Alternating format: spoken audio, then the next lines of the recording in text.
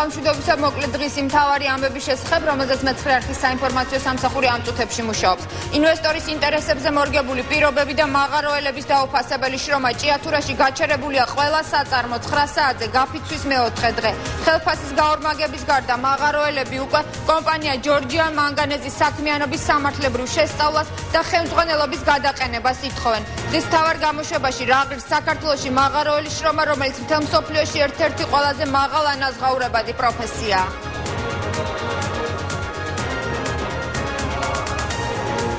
ავღანეთში გარდაცვლილი კიდევ ერთი ჯარისკაცი დაკრძალვის ღია ცერემონია პირველად 4 წლის მანძილზე. თავდაცვის სამინისტრო მედიას ხელი არ შეუშალა ჯარისკაცის დაკრძალვის გადაღებაში.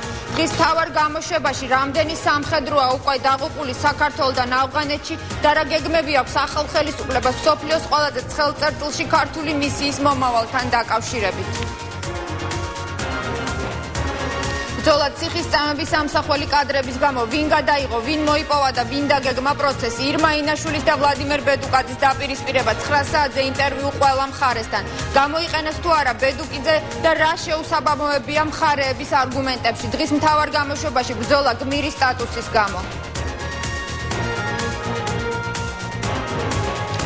რუსთავიორის გარდა ქიბარ ხალვაში უკანონო ჩამორთვეული სხვა ქონებების დაბრუნებას ითხოვს ახალაიას გვარი, რომელიც თითქმის ყველა უკანონო საქმეში ფიგურირებს. ამჯერად ბაჩუ ახალაიას ხალვაში არტის ჯგუფის შენობის დაწვაში ადანაშაულებს.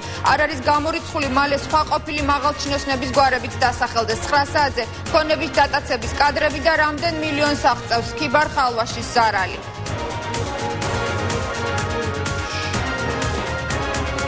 ეს და დღის სხვა მთავარი თემები ზუსტად 9 საათზე მეცხრე არხზე დაალოდეთ დღის მთავარ გამოშვებას დროებით.